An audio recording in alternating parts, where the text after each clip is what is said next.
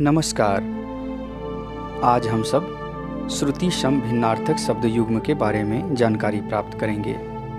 इसके अंदर नियत और नियत शब्द में क्या अंतर है, इस पर हम चर्चा करेंगे। हिंदी भाषा में इन दोनों शब्दों का प्रयोग वाक्य में आवश्यकता के अनुसार किया जाता है।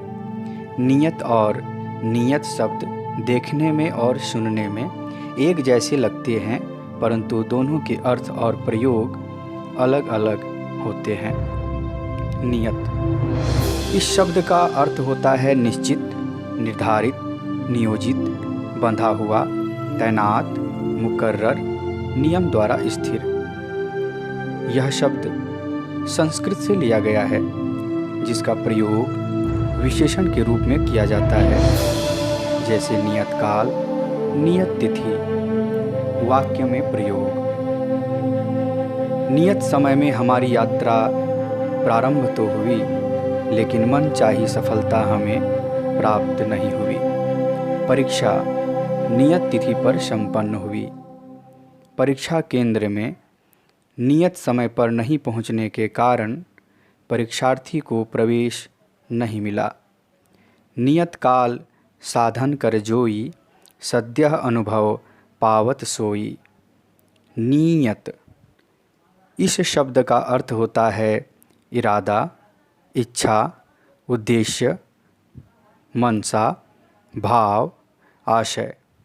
यह शब्द अरबी भाषा से लिया गया है, जिसका प्रयोग संज्ञा स्त्रीलिंग के रूप में किया जाता है, जैसे अच्छी नियत, बुरी नियत।